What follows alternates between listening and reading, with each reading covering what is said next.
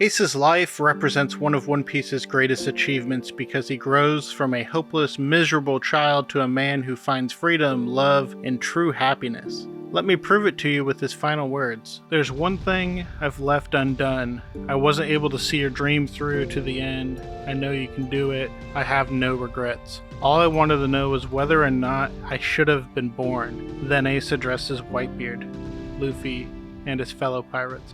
I've always been such a hopeless person. I was demon spawn, the son of the devil. Thank you for loving me. This is how Portgaz D dies, with his final words showing his triumph. Born into a hell where no one wanted him to be alive in the first place, Luffy and his family gave Ace the gift of unconditional love, and Ace died happy he was born. This truth is evident not only through his words, but also his final expression, a smile. What a wonderful life. When we first meet Ace in the early portion of the Alabasta arc, he is free, and his freedom resonates in the same way it does with Luffy. His entire being feels like he is exactly who he is, and it makes him happy. He isn't wearing a mask. He is quickly revealed to be Luffy's brother, but that makes perfect sense to us. I mean, he is kinda just a cooler, big brother version of the person we already know. At the beginning of Marineford, Ace is in the opposite position. His doubts, his past, the identity pushed onto him by the world all break him into pieces of who he was before. The war between the Navy and the pirates in Marineford represent essentially all of One Piece's major themes, and the author, Retrospective Oda, manages to thoroughly explore these themes through new characters and old classics, all while blending the lines between introspective ideas of freedom, love, blood, and balancing that with the excellent action, comedy, world building, and absolutely devastating character developments. Marineford is the story in One Piece that makes me shit my pants at just thinking of the sheer mastery of storytelling. I want you to really consider how much Oda must have thrown himself into One Piece to crank out this arc in less than one real-life year. The consistency, patience, and execution needed to do this just makes me feel very inadequate in a weird way. The world condemns both Ace and Luffy's lives just for being born, and this reality has a profound effect on Ace's life for all of his young childhood. The world said he was a monster, a demon, a devil, so Ace did what almost anyone would do. He became what people said of him. He was angry, violent, hateful, hopeless. And Luffy, on the other hand, did not know he himself shared a similar fate, but regardless of his past, Luffy accepted and loved Ace for who he truly was, and after extending that support to Ace, Ace grew to love, accept, and truly believe in Luffy. Ace was the first person to believe in Luffy's dream, a dream ironically shared by Ace's bloodfather, Gold D. Roger. What this dream is must be nothing less than absolutely absurd, even hilarious. Even in a world filled with superpowers and impossibly steep hurdles, this dream dropped the jaws of everyone who has heard it. And Ace is the first person besides Shanks to believe that Luffy can truly accomplish this dream. This war and Ace's death are emblematic of One Piece's core themes of love and adventure, including all the interesting connections they build across lifetimes. The world government destroys that symbol when they execute Ace, which ultimately sends the message to the world: some people are not allowed to live. You are guilty of the crimes of blood.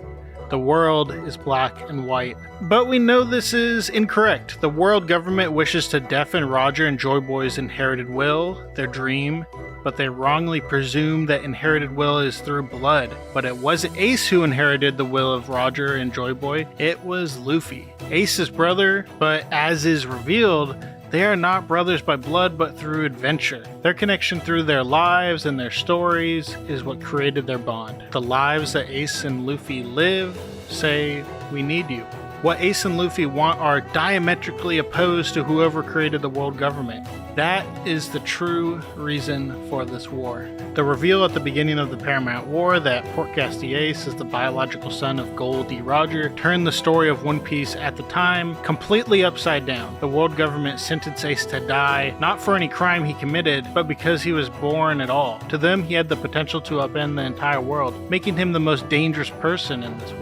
His life brought the powers of the world against each other, creating a hive far more dangerous than anything we had ever seen before. One single admiral and a warlord of the sea completely destroyed the Straw Hats just a few days prior to this war. shedding Luffy's greatest strength, his crew from him, at a time he needs them most. Luffy, being a young pirate, might as well be a fly compared to the monsters in this war. But these are details Luffy never concerns himself with because he must do anything within his power to save his brother, even at the cost of his own life. This is what family means to Luffy.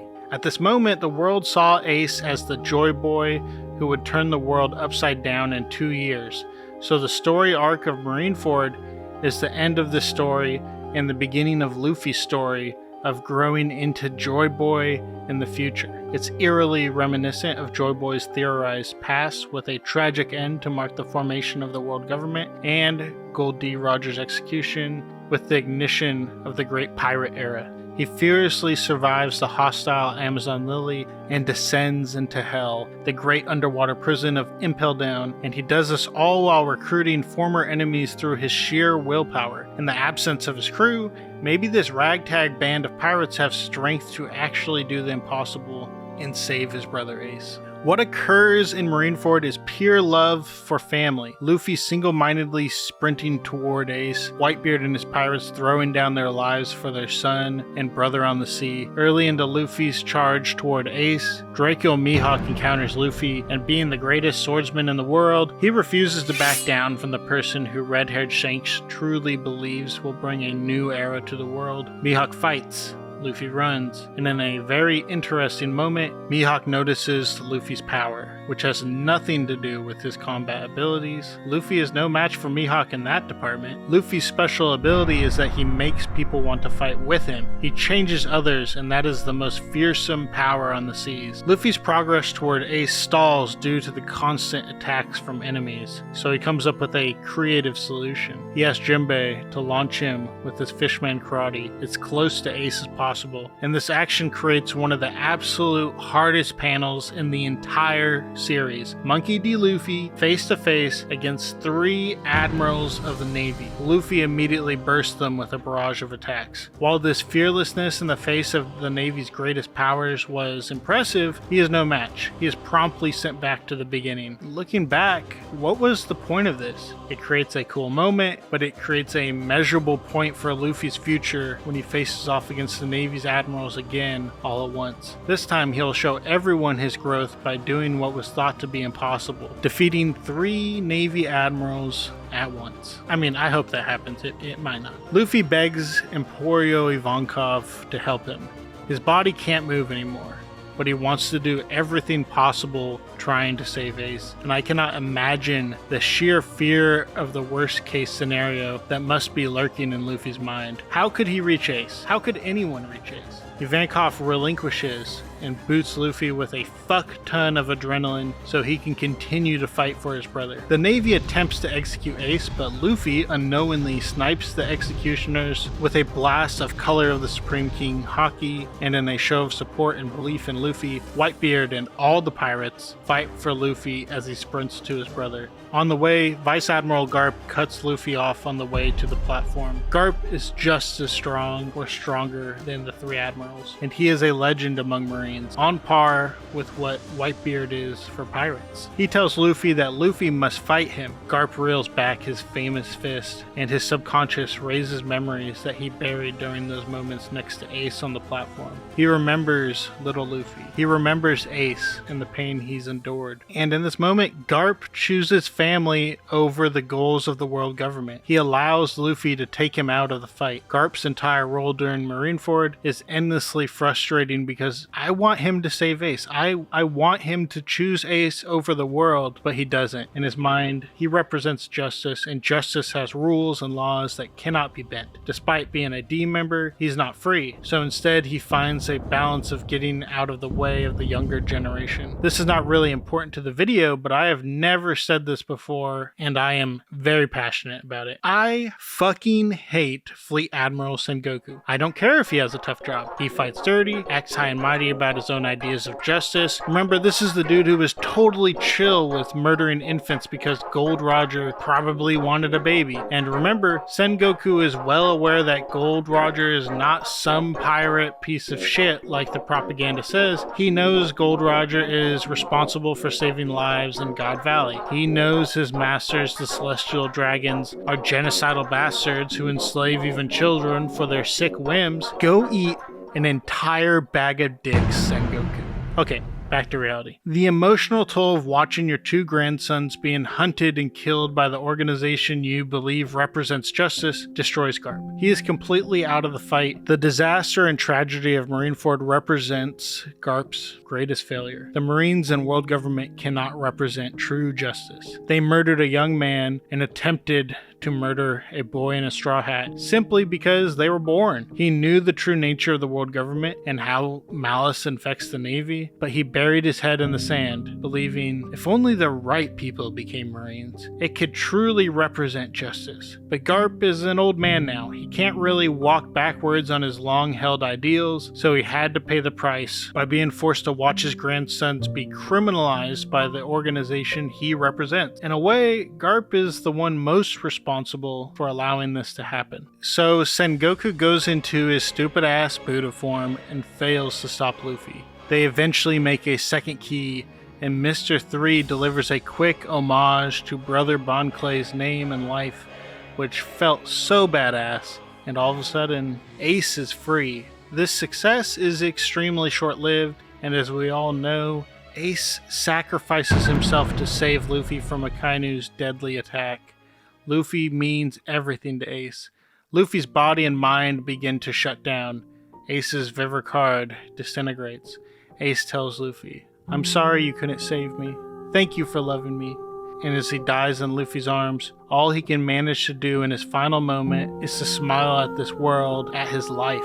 And goddamn if these moments are not the greatest triumphs in all of One Piece. When somebody looks at the end of their life, when death is absolutely inevitable and all they manage to do is smile. It's beautiful. Whitebeard marks Marineford as the end of his era and the beginning of the new era. The era where someone will rise to carry the will that has been carried throughout centuries. He clearly believes this person was going to be Ace. The Navy had that correct, but things played out in unexpected ways here. Ace died. And with it, Luffy picked up Ace's flame and became the pirate who will create a new era for the world. And this new era will come to fruition when Luffy achieves his dream. This dream is the one regret that Ace died with because he wanted to see the world when Luffy's dream comes true. Ace rejects his father, his bloodline, but regardless, the government and its enforcers treat Ace and Roger the same. Oda goes so far as drawing parallel scenes of Ace and Roger walking toward and kneeling on the execution stand. He can start and end one character's story while continuing to progress the main character's story as well, while also telling additional stories such as Whitebeard's. Whitebeard's dream reflects the most beautiful undercurrent of life. A man with the power to destroy the world dreams nothing about destruction because his only true desire is to have a family. So he sets out on the seas picking up lost young men to instill them with a sense of belonging and love. This exchange isn't because he wants to raise them to change the world. He genuinely loves them. He wants to protect them. He wants them to be free and to support them. It's just beautiful, and until we know Luffy, Roger, and Joy Boy's true dream, it's going to be difficult to match the simplicity and beauty of Whitebeard's dream. Whitebeard faces the Marines and the Seven Warlords while he is already at death's door. And while a first-time viewer assumes he'll be a shell of his former self, this isn't exactly reality. He is still the strongest man in the world, but lacks the stamina to destroy his enemies with the same ferocity as his youth. On the other hand, through his amazing life, he's gained a massive amount of powerful sons and allies. During Marineford, Dracula Mihawk states that Luffy's greatest strength is not his individual power, but his ability to draw allies. Whitebeard also has this same ability, and that is what makes him such a fierce foe for the Navy on top of his monstrous power. The moment that the shit hits the fan, in the battle between Whitebeard and the Navy is when Squard betrays Whitebeard because Squard believes he's sacrificing himself to save his brothers. He believed the fist of Whitebeard would crush him for his betrayal. In fact, he knew he probably would not even be able to land the blow, but his sword slides right into Whitebeard's chest unresisted.